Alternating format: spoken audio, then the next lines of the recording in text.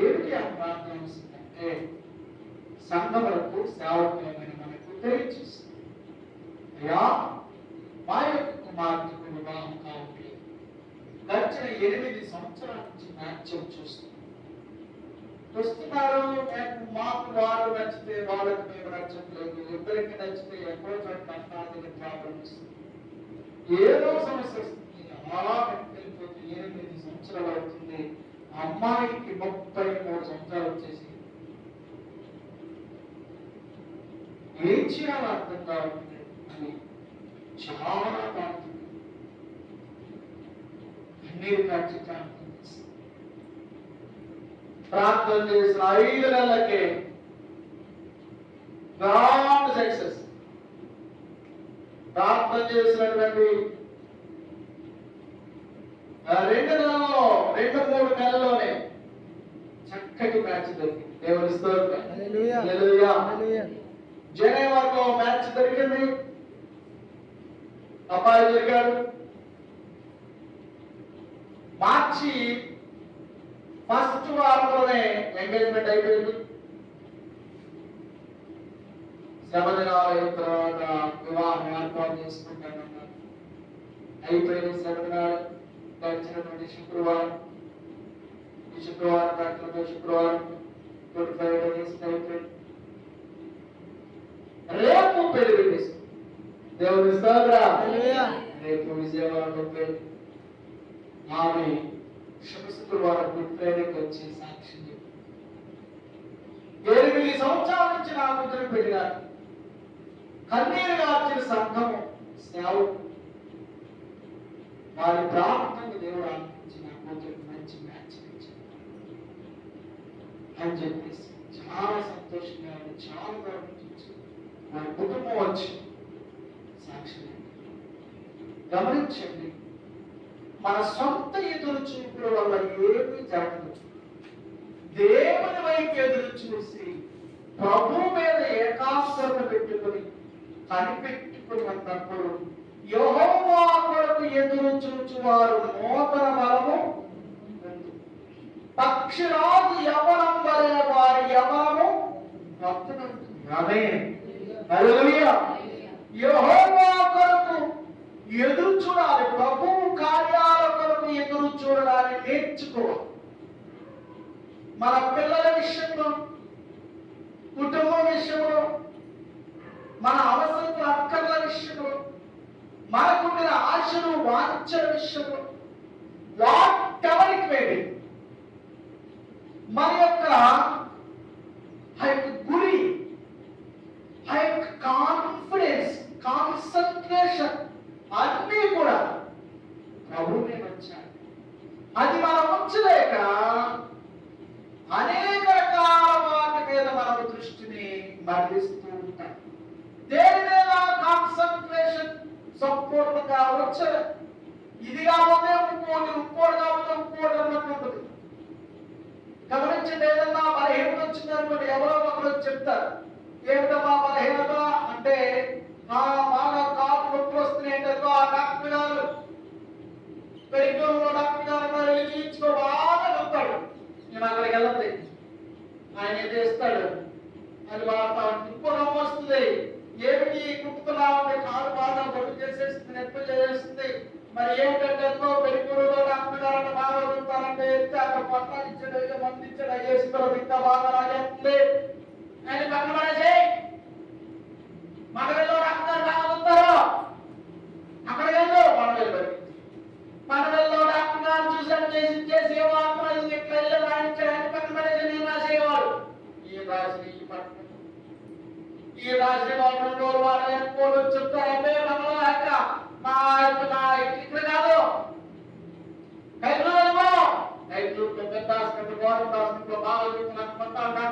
Doctor వచ్చాడు. ఆత్మలో వెళ్ళి డాక్టర్ ఎముకలను బాగా చూసి చక్కగా సెట్ చేస్తాడు. కానీ వాడి దగ్గరికి ఏమాత్రం బాగా రాసిచ్చినాయి పక్కన పడేసి గవర్నమెంట్ డాక్టర్ కరెక్ట్ ఇవ్వాలి.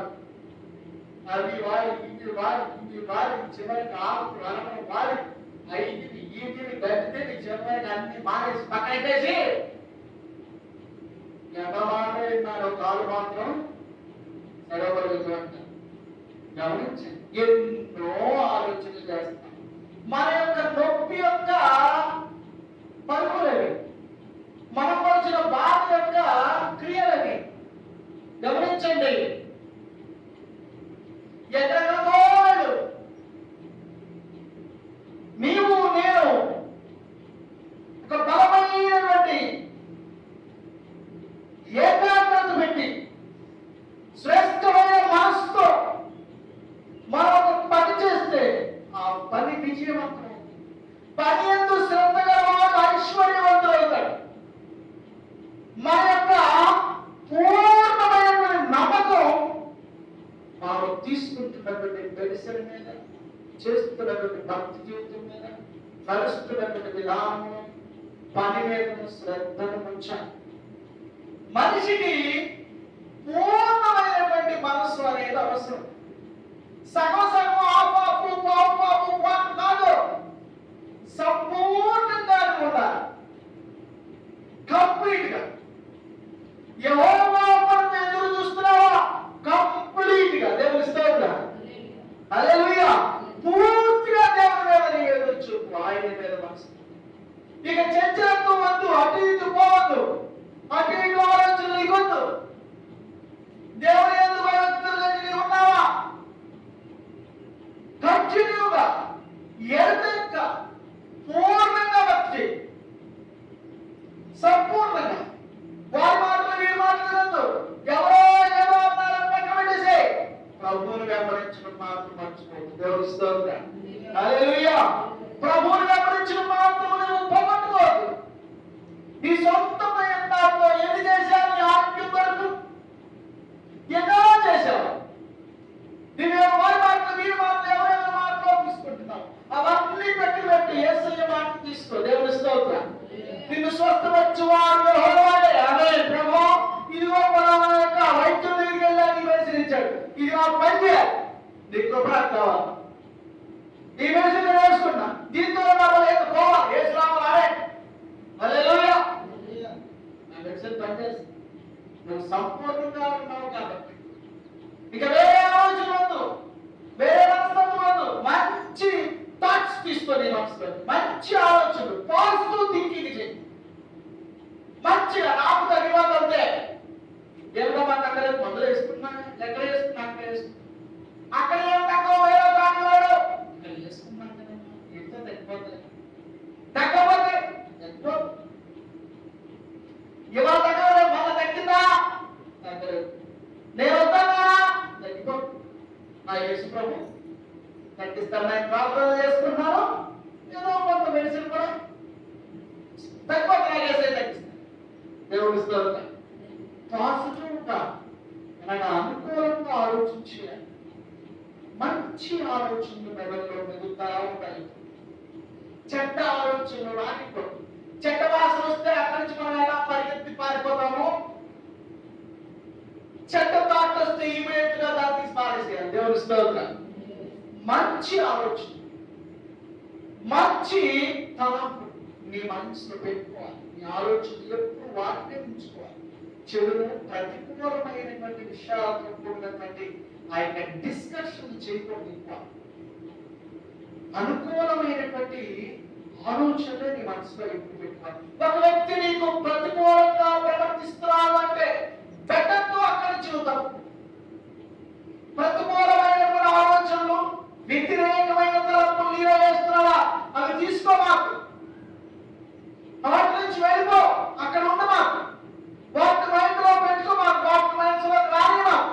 అది ఒక బురద, దాని పక్కన చదవడమే మంచిది. దేవుని స్తోత్రం, హల్లెలూయా. చదువుదామా లేఖన భాగంలో మనకు మాటలు చూస్తే, ఇదిగో దేవుని సన్నిధిలో అబ్రహాము దాదాపుగా 30 సంవత్సరాలు ఎదురు చూశాడు. పైనే ఆదికాండం 8వ అధ్యాయం 1-2 వచనాలు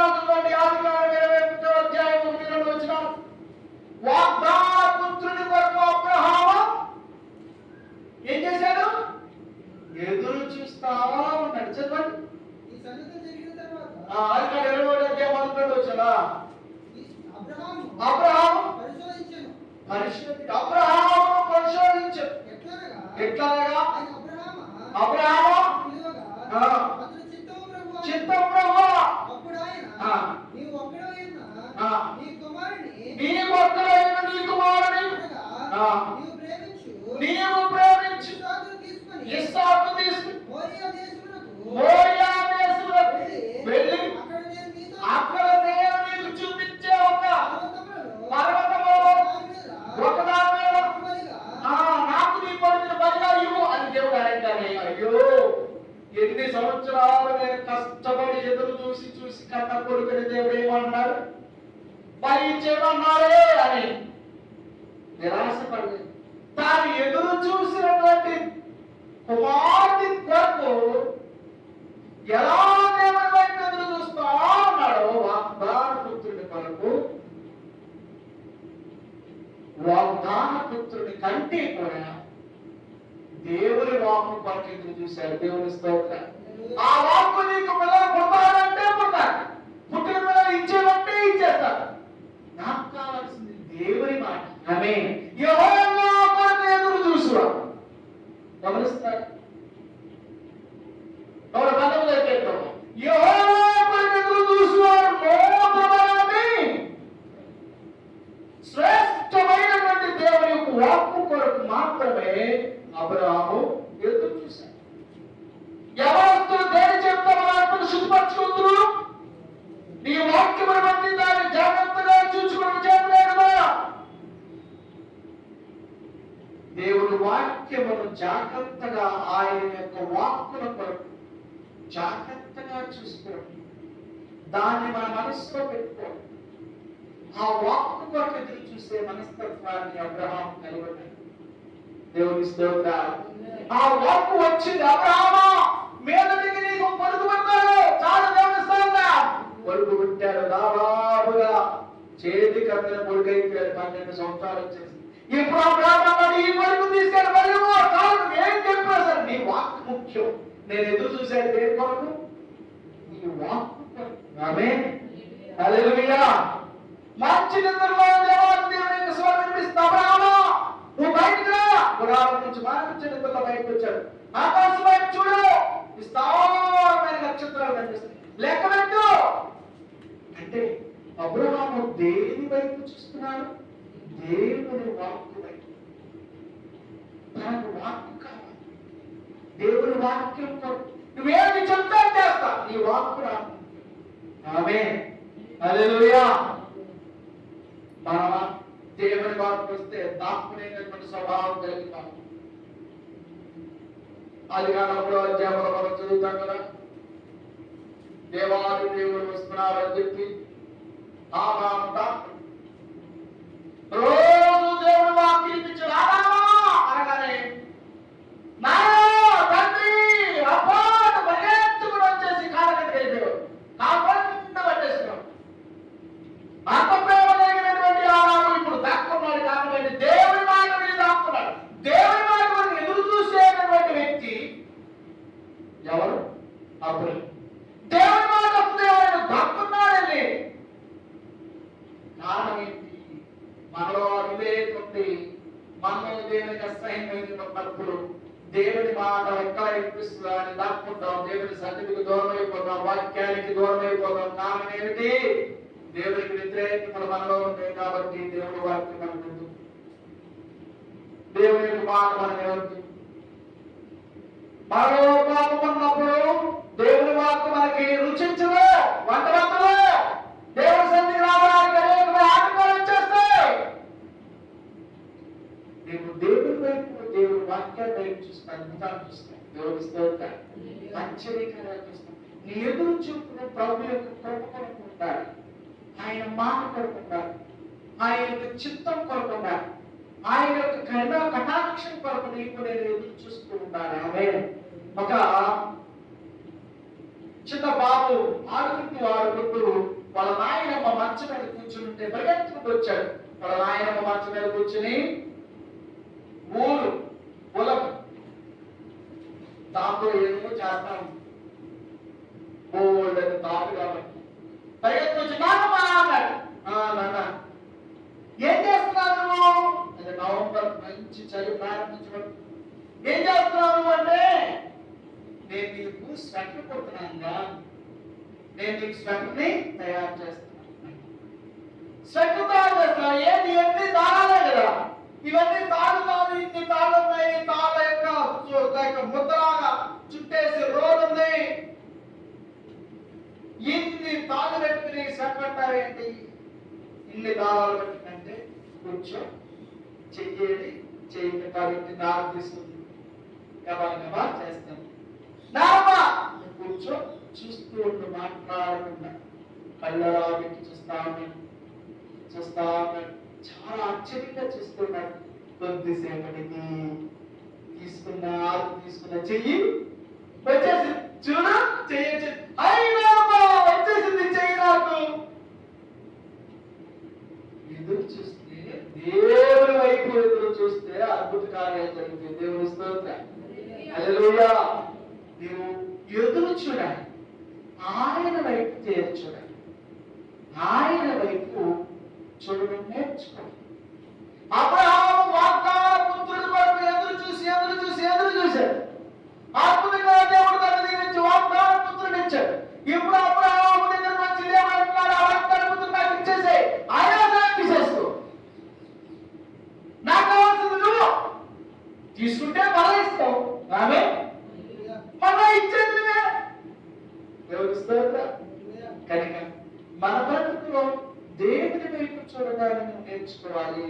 మరి దేవుని వైపు మనసు పెట్టడం కాదు, దేవుని వైపు దగ్గర మామూలు పౌరులు భక్తులు అంటాడు రాసిన పత్రికలో, ఇదిగో నేను హెబ్రీయులకు రాసిన పత్రిక 12వ అధ్యాయం మనం చదివితే, ఇదిగో నేను ఇంత గొప్ప సాక్షి సమూహము మేఘం వలె ఆవరించి ఉన్నందున కూడా ప్రతి భారము సులువుగా చిక్కుబెట్టు పాపమును విడిచిపెట్టి కర్తయు దాన్ని కొనసాగించువాడైన యేసు వైపు చూచుచు వెయిట్ ఫర్ జీసస్. దేవుని స్తోత్రం.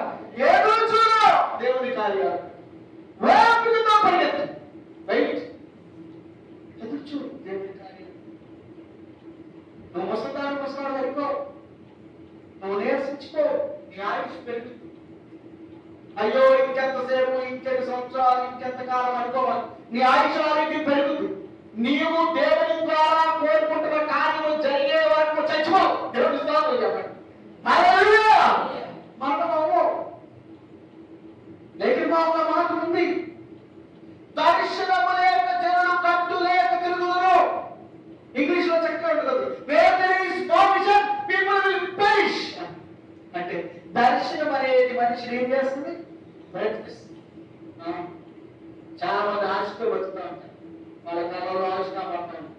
వాళ్ళు 90 సంవత్సరాలు 100 సంవత్సరాలు వచ్చేస్తా ఉంటే ఏం బతుకుతున్నాం అంటే, మా మనవరాలు ఎంత పెళ్లికుందామని బతుకుతున్నానంట.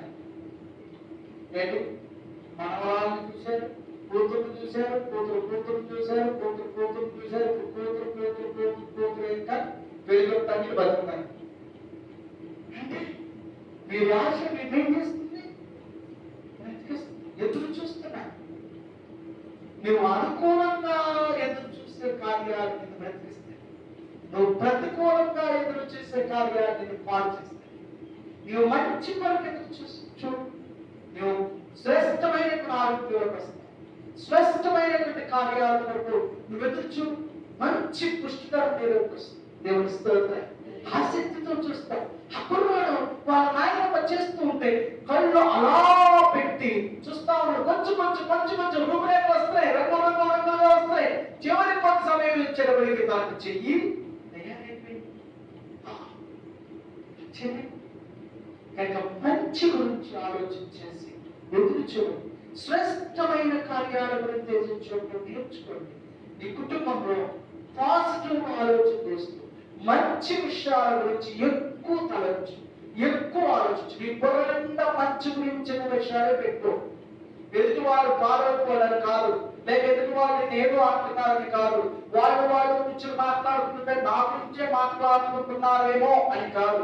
అందరూ పాకం అయిపోయారు, నేనే ఓకైపోయాను, ఎగిరిపోయాను, నన్ను ప్రక్కన నెట్టేశారు, కొట్టేశారు, నన్ను తోసేశారని కాదు. నీవు ప్రతి ఒక్కరి గురించి మంచి ఆలోచించి దేవుని స్తోత్రం.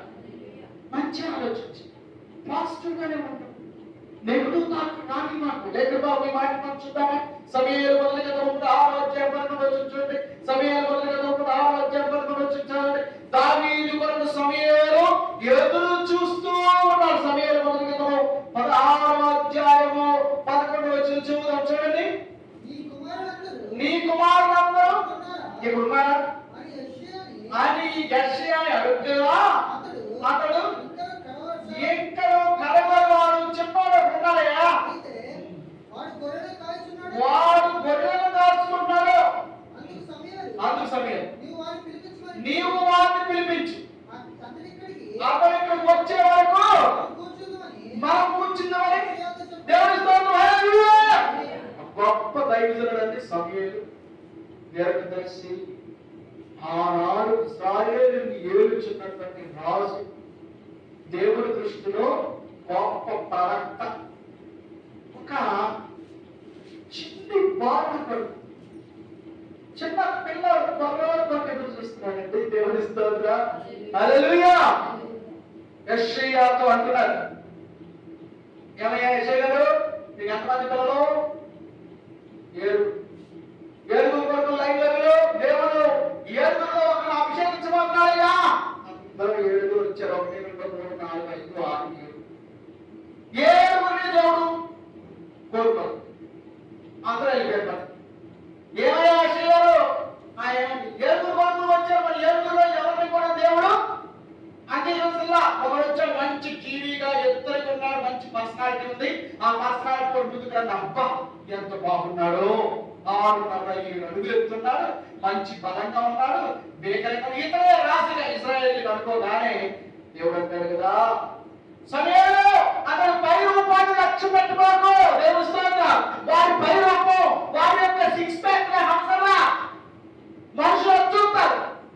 మనుషులు చూసేంత పై పటారాన్ని చూస్తారు. లోపల చెప్పి వాడికి ఏం చెప్పండి, వాడు పరిమాణం వాడు వచ్చాడు, వారి పై రూపం లక్ష్య పెట్టుకోకు. వాళ్ళ ఇంకోటి వచ్చాడు, వాళ్ళు పక్కన 6 అడుగులు ఉన్నాడు, మంచి బాగా ఉన్నాడు, టీవీలో ఉన్నాడు, అందంగా ఉన్నాడు, ఎత్తగా ఉన్నాడు. ఇంతకాలేమో రా వీడు కూడా నాకు వద్దు. ఎందుకంటే బాగున్నాడంటే వీడు కూడా నువ్వు పైన వస్తున్నావు, వీడు అతను పక్కన. ఇంకోటి చెప్పని కొంచెం కొట్టుకున్నాడు, వీడు నా పోలే కాకుంటాడులే. ఏమయ్యా రా వద్దు, ఈ కొడద్దు, ఈ కొడద్దు, ఈ కొడద్దు. 7 ఎదిగాడు. పాపం యెషయా కొన్ని కిలోమీటర్లు దాటి మీద ప్రయాణం చేసి ముసలాలు వచ్చారు. 7 కొడుకులు ఎదిగారు. యెషయా కొడుకుల్లో నేను ఒకటి రాజుగా చేస్తా, నువ్వు వెళ్ళి వాడిని అభిషేకించాడు, పంపించాడు. పొద్దున్నే వేకువన చీకట్లో లేచి ఆ యొక్క బెత్లెహేము ప్రాంతానికి వచ్చినటువంటి యెషయా ఇంటికి సమూయేలు వచ్చి, ఏమయ్యా నీ కొడుకులందరినీ లైన్లో పెట్టు అని పెడితే 7 దేవుడు కోరుతా మరి నమ్మన్నాడు. 7 వద్దండి. మరి ఎంత? ఏమయ్యా యెషయా గారు, అయ్యా 7 వచ్చేసారా? 7 నిన్నమ్మా, మరి 7 దేవుడు వద్దాం కదయ్యా, ఇంకేమన్నా అన్నా కొడుకు చెప్పు అంటే ఉంటాడు కదా. కొడుకుంటా తెలియకుండా కొట్టాలన్నా ఎక్కడో గుర్తుగా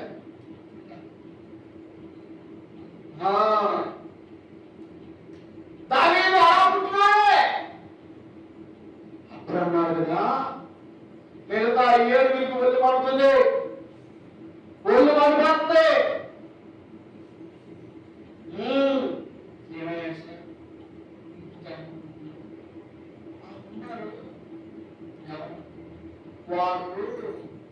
వాడు తెల్లడండి గొడ్డు పెట్టుకుంటున్నాడు. ఈ 7 కరెక్ట్ ఇష్టం ఉన్నావు, వాడు అమ్మకి వాడే ఎక్కడ మరి ఇంకెంత పెట్టినప్పుడు మరి గొడ్డులో వాడే వరకు కూర్చున్నాం. దేవుడు ఇస్తారా కూర్చున్నారంటే అదే హల్లెలూయా. ఎదురు చూస్తాం. యెహోవా కొరకు ఎదురు చూసి వారు గొప్ప కార్యాలు చూస్తారండి. మనము దేవుని కార్యాలను ఎదురు చూడాలి. భక్తులైన దావీదు దేవుని గొప్ప కొరకు ఎదురు చూశారు. దావీదు అంటాడు కదా, నేను బాగుండే కానీ నా గొర్రెలు ఏ యొక్క గొర్రె పిల్లలైనా తోడేలు కానీ ఎలుగుబంటి కానీ వాటి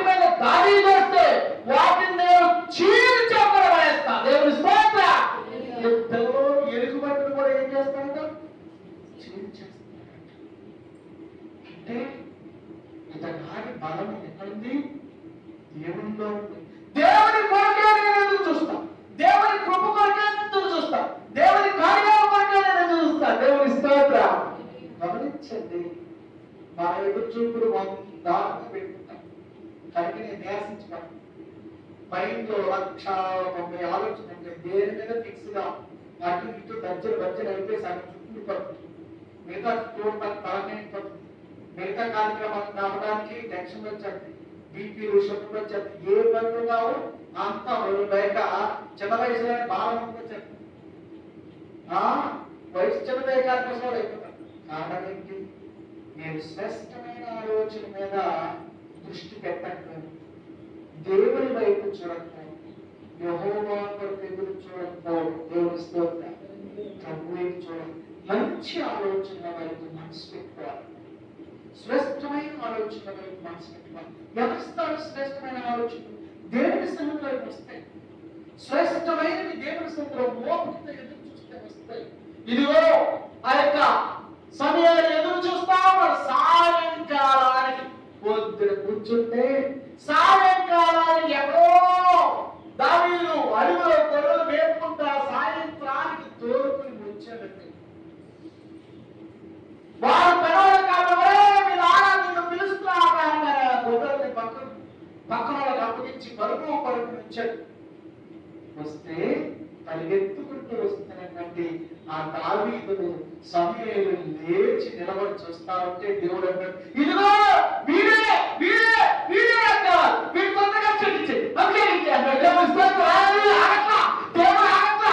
ఇదిగో తండ్రి వస్తుంటే దేవుడు పరిగెత్తుకుంటున్నా పరిగెత్తుంటే ఆగట్లా అభిషేకించాడు. ఏంటి అభిషేకించేది? వాడేమో ఏదో పసిపెట్టలాగా ఆయనకి మొదలు కట్టుకున్నాడు. ఒళ్ళంతా ఇంకా గొర్రెలుగా జుట్టేమో సీలేసి తాకేసి ఇటువంటి అటుక్కోము పిచ్చోళ్ళలాగా ఉన్నాడు. చేత్తో కలబెట్టుకోరు. వీళ్ళు రాజట, ఎవరికి? ఇశ్రాయేలీయులకు రాజట. ఒళ్ళు బడిపోతున్న సమయానికి తీరా దగ్గరికి వస్తే పర్వాలేదు, దేవుని యొక్క చూసింది బాగానే ఉన్నాడు. ఎర్రగా బొరగా ఉన్నాడు, కానీ పిల్లలకి ఇద్దరుగా ఉంటుంది. సర్లే దేవుడు అన్నాడు, సరే వారి పైలు పాటు చూడమాకు, వారు ఓనా 6 ప్యాక్. దేవుని స్తోత్రం. వారు అచానంగా వారు నా హృదయానుసారుడు. Is my own heart. దేవుని స్తోత్రం. నా గుండె. ఆమేన్. దావీదు నా హృదయానుసారుడు. నా గుండె. ఎవరు గుండె? దావీదు గుండె. నా గుండె. పరిగెత్తుకుని వచ్చి సమూయేలుకి మోకాలు వేయగానే సమూయేలు అక్కములో తైలాన్ని తీసి అలా పోసేసి, నీవెక్కడ చేసినావు రాజు అయిపోతావు. దేవుని స్తోత్రం. వెతుక్కుంటా వచ్చేసిందండి. వెతుక్కుంటా వచ్చేసింది టీవీ బాబు, వెతుక్కుంటా వచ్చేసింది పేరు ఉందా ప్రఖ్యాత. ఎవరి కొరకు ఎదురు చూడబట్టి? దేవుని కొరకు. భక్తి జీవితం క్రమమైన స్థితిలో మా వాటకాలు పరిగెత్తు, ప్రభు వైపు పరిగెత్తు, ప్రభు వైపు చూడు, ప్రభు వైపు ప్రభావాలు. నీకు కావాల్సింది నేను ఎత్తుకుంటా వచ్చాడు. దేవుని స్తోత్రం. హల్లెలూయా. దేవుని వైపు, ప్రార్థన వైపు, భక్తి జీవితం వైపు అందరూ అంటారు. నువ్వు ఎవరైనా అడన్నా వాళ్ళందరూ నేను మోసం చేసి మాట్లాడుతున్నాను. వాళ్ళు నేను పట్టించుకోరు. వాళ్ళు ఎలా నాశనం చేయాలని నేను చూస్తాను. ప్రభు మాట్లాడతాడు. ప్రభు వైపు, అయ్యా నా పని కొరకు నీ వైపు చూస్తాను, నా బిడ్డల కొరకు నీ వైపు చూస్తాను, నా కుటుంబం కొరకు నీ వైపు చూస్తాను, నా ఎగ్జామ్స్ రిజల్ట్ కొరకు నీ వైపు చూస్తున్నా. దేవుని స్తోత్రం. నేను ఎదురు చూస్తున్నా. మంచి కార్యాలు చేస్తాను, మంచి కార్యాలు నా కుటుంబంలో చేస్తాను. నా బయటికి వాడాలి, గొప్ప కార్యాలు జరిగించేది ఎదురు చూస్తాను. 8వ అధ్యాయం 20లో చదువుతున్న మీరు రాసిన పత్రికలో చక్కని మాట ఉంటుంది. దేవుని ప్రేమించు వారికి, అనగా తన సంకల్పం చొప్పున జరిగించు వారికి మేలు జరుగునగా దేవుడు సమస్తమును సమకూర్చి జరిగించుచున్నాడు.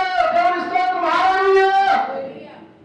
ఏంటంటే దేవుని ప్రేమించు వారికి, దేవుని వైపు చూసే వారికి అన్ని మంచి కార్యాలను సమకూర్చి జరిగించి తీసుకొస్తాడు. ఆమేన్. మనము ప్రభు వైపు చూడడానికి మర్చిపోయి ముఖాన్ని కన్నీరు ఖర్చు ప్రార్థించి ఇలా అవసరం అభ్యర్థించేవాడిని నేను తప్ప నాకు దిక్కు లేదని నా యజమానులు కర్తలు భర్తలు సమర్థితులు నీవని నీ వైపే చూస్తున్నాను. నువ్వు అడుగు, సమస్త కార్యాన్ని జరిగించడంలో సమర్థుడికి సహాయం చేస్తాను. ప్రభు మాట దీవించుగాక. ఆమేన్ ఆమేన్. ప్రార్థన చేస్తున్నాను. ప్రతి ఒక్కరు కూడా ప్రార్థన